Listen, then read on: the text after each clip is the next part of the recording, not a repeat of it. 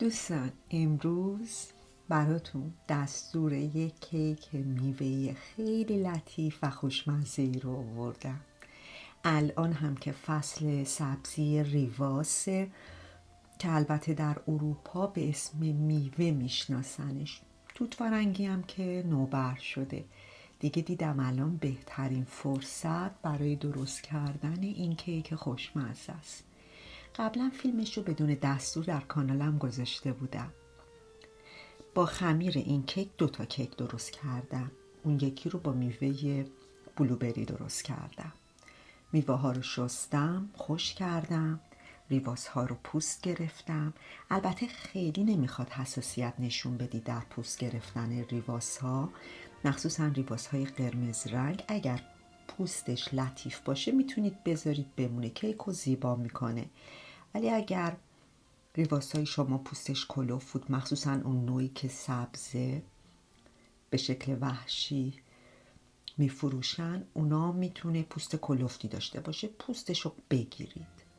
ریواس ها سبز رنگ یا قرمز و سبز هستن که هر دوتا برای این کیک مناسبن. یه قاشق غذاخوری شکر روی توت و ریواس میپاشم. بلوبری هم به همین شکل. یه کوچولو هم وانیل به میوه اضافه میکنم. من به خاطر فیلم برداری یه مقدار خورد کردن میوه ها رو زود شروع کردم، ولی شما این کار رو نکنید، چون وقتی که با شکر مخلوط میشه آب میندازه. حالا ریواس و توت فرنگی که میوه آبداریه در کل، برای همین وقتی کار رو شروع کردید همزمان این کار رو انجام بدید، زودتر نه. شما حتما نباید از این میوه استفاده کنید، از هر میوه‌ای که دوست داشتید، حتی میوه هایی که آبدار باشن.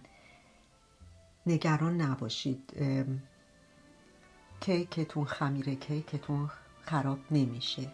در زمستونم میوه های زمستونی مثل سیب و گلابی خیلی خوب میشه، مخصوصا سیب با کمی دارچین.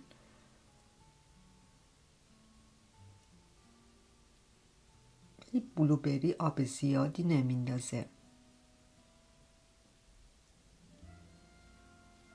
قالب ها رو کره میزنم و آرد پاشی میکنم. میدونم همتون بلدید این مرحله کارو، ولی هستن دوستانی که برای اولین بار کیک درست میکنن. برای همین نشون دادن این مراحل میتونه براشون مفید باشه. من همیشه برای این کیک از 2 قالب استفاده میکنم که بتونم 2 نوع کیک میوه‌ای درست کنم. ولی اگر شما خواستید 1 قالب استفاده کنید، باید خب قالب بزرگتری باشه که اندازش رو براتون می-نویسم. ولی اگر از 2 قالب استفاده کردید، سعی نکنید مقدار کیک رو، خمیر رو 2 برابر کنید، چون کارتون خراب میشه. به همین اندازه هایی که میدم شما هم همین اندازه رو استفاده کنید، کم و زیادش نکنید. تمام مواد لازم این کیک باید چند ساعت قبل از یخچال در آورده بشه. کره باید کاملا نرم باشه، وقتی انگشت رو فرو میکنید فرو بره. اول کره رو میزنیم که بافتش سبک بشه.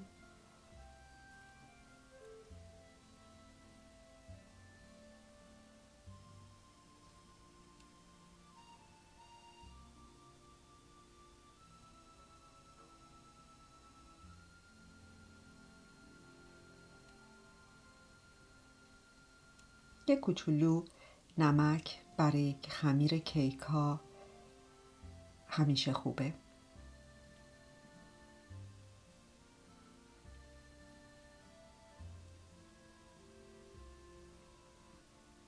من دوست دارم همیشه از وانیل واقعی استفاده کنم، ولی چون رنگ این کیک روشنه نمیخوام با وانیل سیاه رنگش تغییر پیدا کنه. برای همین کمکی مقداری وانیل سفیدم استفاده میکنم. ولی اگر شما فقط از وانیل سفید استفاده کردید که خب هیچ اشکالی نداره. شکر رو اضافه میکنم و به هم زدن ادامه میدم. ببینید این مرحله مهمه که کره سبک بشه. شکر در کره تقریباً حل بشه. تخم مرغ ها دونه دونه اضافه میشه. تخم مرغ اولی کاملا جذب میشه. تخم مرغ دومی استفاده میشه. در این کیک از 3 تا تخم مرغ استفاده میشه. در فیلم 4 تا تخم مرغ میبینید، به اشتباه نیافتید.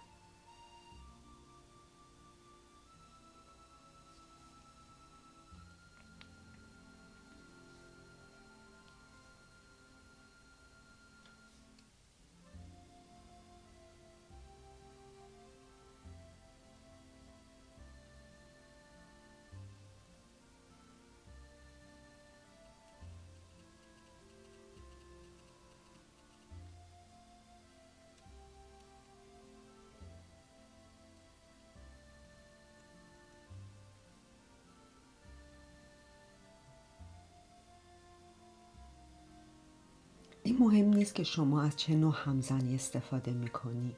همیشه موقع هم زدن یک مقدار کره به دیواره ظرف چسبیده میشه. حتما دورگیری کنید، اینو جدا کنید که مواد یک دست بشه. این کار مهمه، این کار رو حتما انجام بدید.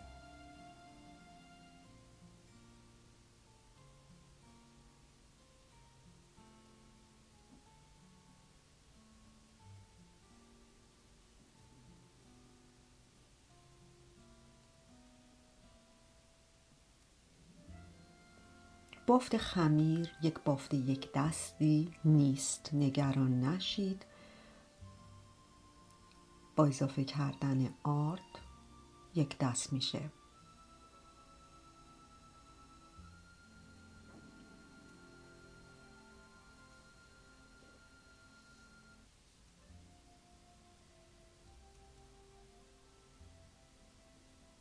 ماست اضافه میشه. حالا شما 2 تا انتخاب دارید. یا ماست رو خیلی کوتاه، یعنی فقط یک دور میزنید، و یا اینکه همزمان با آرد اضافه میکنید. ولی اگر خواستید مثل من در همین مرحله اضافه کنید، فقط یک دور بزنید. چون ماست آب میندازه، مخصوصا وقتی که با کره قاطی بشه فوری آب میندازه. از ماستی که استفاده کردم مخلوطی از ماست 3.5% و چرب ماست یونانی بود. ولی اگر شما همون ماست یونانی رو فقط دارید یا ماست معمولی رو حتی دارید، میتونید استفاده کنید یا مخلوط این دوتا. ببینید همین مرحله رو میگم، من رفتم دنبال الک و طولانی زدم، ولی جای نگرانی نیست. با اضافه کردن آرد مشکل حل میشه. من فقط گفتم که شما دقت کنید. حتما مرحله الک کردن رو انجام بدید.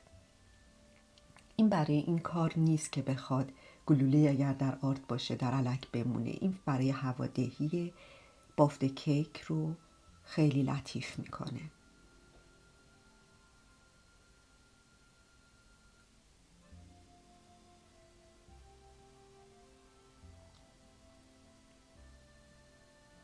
شما میتونید یک جا آرد رو اضافه کنید.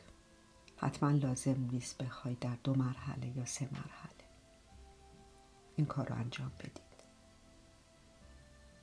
فقط دقت کنید دیگه از این به بعد مرحله هم زدن خیلی کوتاهه. 30 ثانیه در همین مرحله هم میزنم و یه دورگیری میکنم.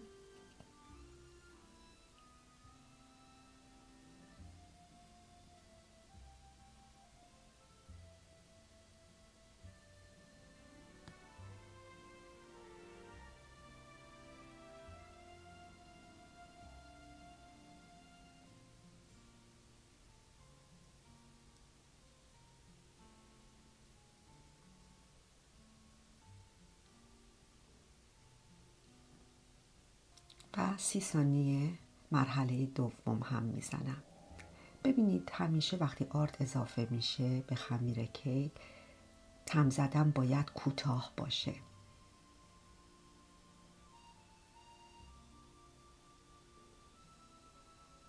برای اینکه خمیر در 2 قالب مساوی تقسیم بشه از ترازو استفاده کردم.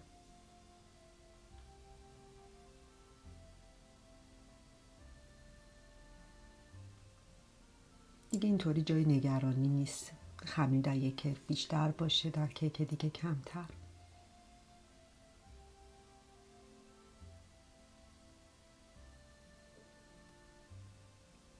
خمیر رو در قالب صاف میکنم. با قاشق هم میشه این کار رو انجام بدید.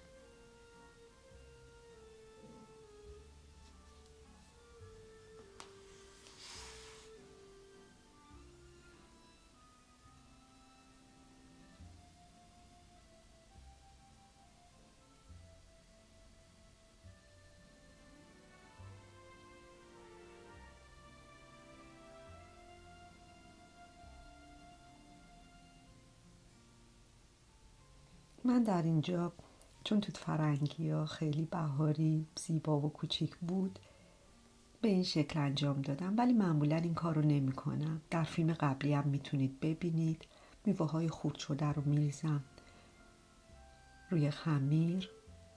اگر احتمالاً آبی پس داده بود میوه، اون آبو نریزید.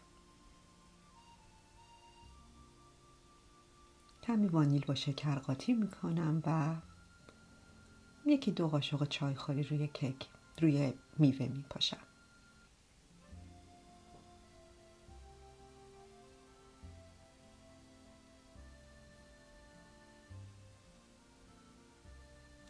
قالب دوم رو هم به همون شکل آماده میکنم.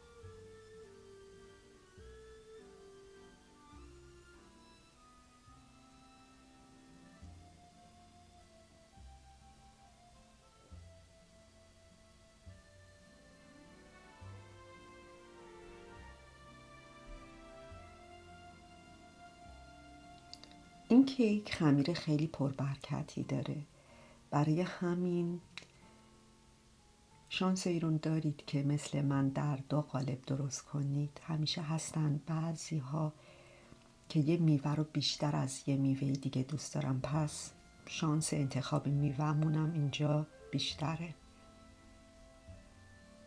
اینطوری همه دیگه راضی میشن، هر کی میتونه میوه مورد علاقه‌اش رو کیک داشته باشه.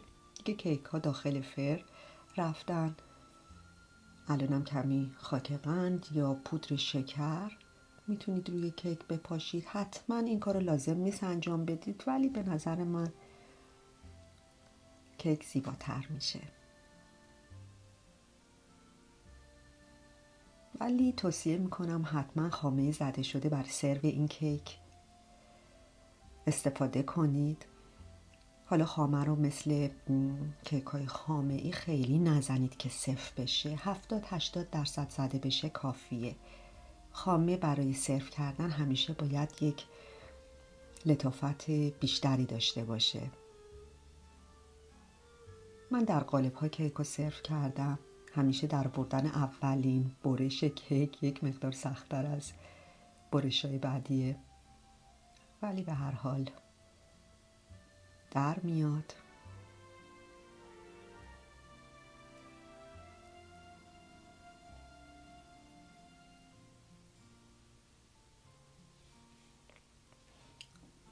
جالبه این کیک با اینکه تخم مرغ کمتری داره و مقدار آردش از کیک اسفنجی بیشتره، ولی بافتش خیلی لطیفه.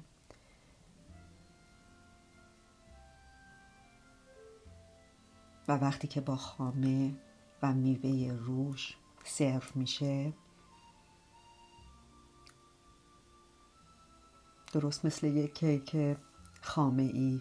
طعم یک کیک خامه‌ای به همون اندازه خوشمزه است. حتی شما میتونید یه مقدار میوه خورد شده هم با این کیک سرو کنید. خب شیک‌تر میشه.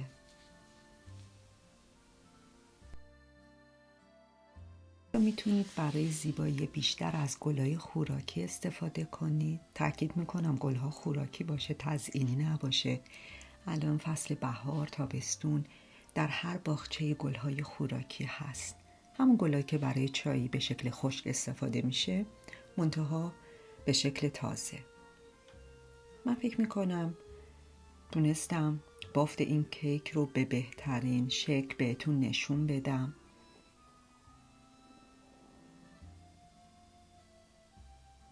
بافتی بسیار نرم، لطیف، درست مثل کیک های خامه اسفنجی، مخصوصا که وقتی با خامه و میوه روش میل میشه چیزی کمتر از کیک خامه ای نداره. به همون اندازه هم این کیک سبکه. من به جای شما میل میکنم و بهتون میگم با خیال راحت این کیک خوشمزه رو درست کنید. حتی شمایی که شاید تا به امروز کیک درست نکردید، این کیک بی نهایت شیک و خوشمزه رو درست کنید و با خوردنش در کنار عزیزاتون، خانواده‌تون نهایت لذت رو ببرید.